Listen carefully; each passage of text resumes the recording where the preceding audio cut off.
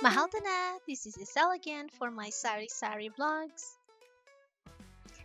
At dahil nga na-amaze ako sa stackable pack ng Dado Puti soy sauce and vinegar, na-inspire akong magluto ng Pansit Bihon. And here are the ingredients: chopped garlic and onion, julienne carrots, sliced cabbage, diced pork, Dado Puti soy sauce, Pansit Bihon, and salt and pepper. Bago ko magsimula, binabad ko muna ng ilang minutes ang bihon para lumambot. O ayan, simulan na natin. Make sure na mainit yung kawali bago nyo ilagay yung mantika. And then, simulan ng magisa ng sibuyas at bawang.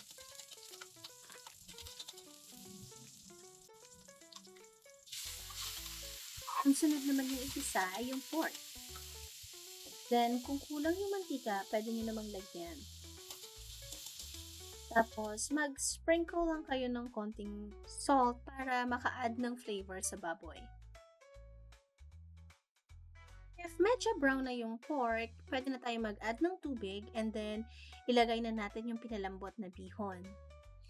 Pwede ka rin mag-add uli ng tubig kung sa tingin mo kulang pa siya. Basta estimate nyo lang. Tapos, haluin nyo lang continuously. And then, ilagay nyo na yung carrots, followed by the cabbage. Continuously lang po yung paghalo hanggang mag-even and then mag-add na tayo ng salt and pepper.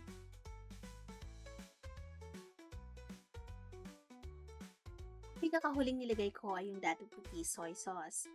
Estimate nyo lang kung gaano karami yung ilalagay nyo and then ihaluin nyo lang ng continuously hanggang mag-even na yung kulay niya. Not too much kasi baka mapaalat naman.